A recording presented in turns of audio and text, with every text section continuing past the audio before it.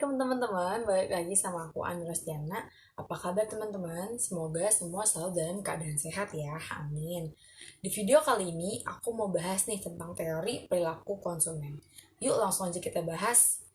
Teori perilaku konsumen adalah studi tentang bagaimana individu, kelompok, dan organisasi memilih, membeli, menggunakan, dan bagaimana barang, jasa, ide, atau pengalaman untuk memuaskan kebutuhan dan keinginan mereka.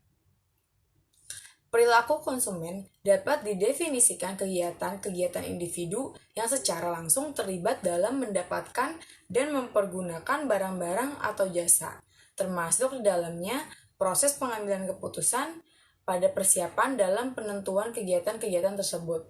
Dalam melakukan konsumsi, pasti ada beberapa perilaku konsumen yang bisa dipantau dan dianalisis. Tertentu perilaku itu terjadi karena dipengaruhi oleh beberapa faktor. Di antaranya yang pertama itu ada faktor budaya. Dari faktor budaya itu ada kelas sosial, lalu ada faktor sosial. Dalam faktor sosial ada kelompok referensi, kelompok keluarga, peran, dan status. Lalu di faktor pribadi ada usia dan tahap siklus hidup, pekerjaan dan keadaan ekonomi, kepribadian dan konsep diri, gaya hidup juga. Dan yang keempat, ada faktor psikologis, ada motivasi, persepsi, pembelajaran, dan memori. Perilaku konsumen memiliki kepentingan khusus bagi pihak yang memiliki hasrat untuk mempengaruhi perilaku, termasuk mereka yang kepentingan utamanya adalah pemasaran, pendidikan, dan perlindungan konsumen, serta kebijakan umum. Dilihat dari perkonsumsian suatu produk, perilaku konsumen dibedakan menjadi dua, yaitu ada perilaku konsumen rasional. Perilaku konsumen rasional itu suatu kegiatan konsumsi yang dikatakan rasional jika beberapa hal di bawah ini diperhatikan. Di pertama ada produk tersebut bisa memberikan kepuasan dan nilai guna yang optimal. Lalu produk tersebut pula memang benar-benar dibutuhkan oleh konsumen dan kualitas atau mutu produk tersebut terjamin atau baik. Yang kedua, ada perilaku konsumen irasional.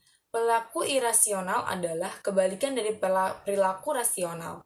Suatu perilaku yang dilakukan oleh konsumen bisa dikatakan irasional apabila konsumen melakukan pembelian produk tanpa memperkirakan kegunaan dan produk tersebut.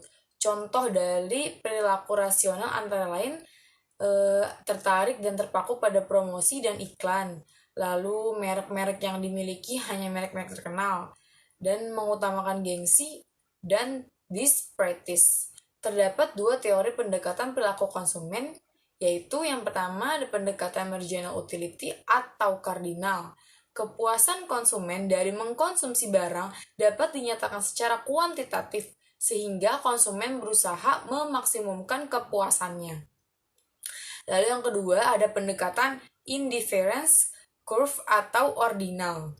Kepuasan konsumen dari mengkonsumsi barang tidak dapat dinyatakan secara kuantitatif, sehingga perilaku konsumen dalam memilih barang yang akan memaksimumkan kepuasan ditunjukkan dalam kurva kepuasan yang sama.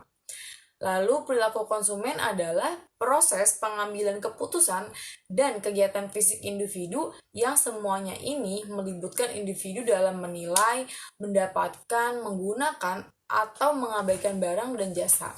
Beberapa faktor yang mempengaruhi perilaku konsumen diantaranya ada faktor budaya, sosial, psikologis, dan faktor marketing strategi. Selanjutnya, kelima faktor tersebut dapat dirinci menjadi beberapa subfaktor. Untuk faktor psikologi terdiri dari motivasi, persepsi, belajar, kepercayaan, dan sikap. Faktor psikologi mempengaruhi variabel kepercayaan pada konsumen.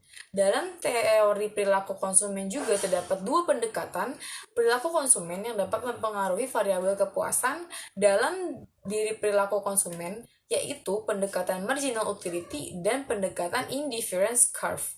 Pelaku konsumen menjelaskan bagaimana nih seseorang dengan pendapatan diperolehnya dapat membeli berbagai barang dan jasa, sehingga tercapai kepuasan tertentu sesuai dengan apa yang diharapkannya. Nah, materi teori perilaku konsumen sudah kita bahas semuanya teman-teman. Semoga teman-teman mengerti sama apa yang aku jelasin tadi dan ilmunya juga bermanfaat buat teman-teman. Mohon maaf apabila ada salah kata. Wassalamualaikum warahmatullahi wabarakatuh.